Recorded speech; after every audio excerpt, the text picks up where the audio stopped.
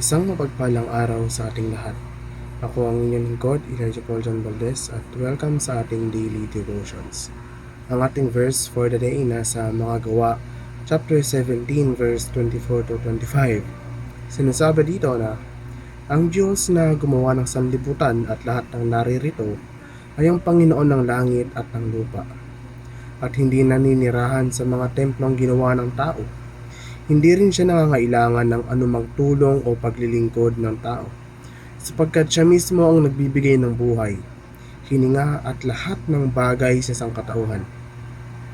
Ang Diyos bilang independent at may sariling kakayahan, madalas na tinutukoy bilang aseity, ay nangangahulugan na ang Diyos ay umiiral ng independent sa lahat ng nilikha at hindi nangangailangan ng anuman o sinuman para sa kanyang sariling pag-iral o kapakanan. Siya ang pinagmulan ng lahat ng bagay, at lahat ng bagay ay nakasalalay sa kanya. Hindi tayo kailangan ng Diyos, ngunit kailangan natin ng Diyos. Ito ay sumasaklaw sa isang pangunahing prinsipyo ng pananampalataya, na nagmumungkahi na bagamat ang Diyos ay nagsasarili, ang mga tao ay umaasa sa kanyang biyaya at patnubay. Ang pag-unawang ito ay nag-highlight sa likas na dependency na mayroon ang mga tao sa banal, habang kinikilala ang soberanya at pagkakompleto ng Diyos.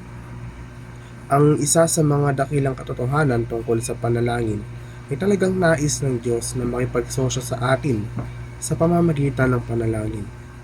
Maraming paraan kung saan gustong kumilos ng Diyos sa buhay ng mga tao sa mundo, at inaanyayahan niya tayong sumama sa Kanya upang makita ang mga bagay na iyon na mangyari sa pamamagitan ng aktibidad ng panalangin. Ang pamumuhay ng may pagpapakumbaba ay kinabibilangan ng pagkilala na ang ating kahalagahan ay nagmumula sa Diyos, hindi sa ating mga nagawa o posisyon. Ito ay paraan ng pamumuhay na nagbibigay diin sa pagpapakumbaba, paglilingkod at pag-uuna sa iba. Upang matutong umasa sa Diyos sa lahat ng oras, pumuo ng pare-parehong pagsasanay ng panalangin, pag-aaral ng banal na kasulatan at aktibong paghahanap ng karunungan ng Diyos sa iyong pang-araw-araw na buhay. Ang pagtitiwala sa Diyos ay nangangahulugan ng pagkilala sa kanyang kabutihan at katapatan kahit sa may hirap na panahon, at sinasadyang piliin na umasa sa kanyang mga pangako at patnubay. Ang pagmamahal sa Diyos at pagpapahalaga kung ano ang kanyang pinahahalagahan ayon sa Kristyanismo ay kinabibilangan ng pagbibigay prioridad sa karakter at mga turo ng Diyos sa pang-araw-araw na buhay.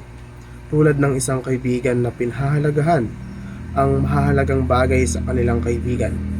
Kabilang dito ang paghahangad na maunawaan at kumilos ayon sa kalooban ng Diyos, tulad ng ipinahayag sa banal na kasulatan, at pagpapakita ng pagmamahal at katangian ng Diyos sa pakikipag-ugnayan sa iba. Muli, ako ang inyong lingkod, Elijah Paul John Valdez, at dito na nagtatapos ang aking daily devotions.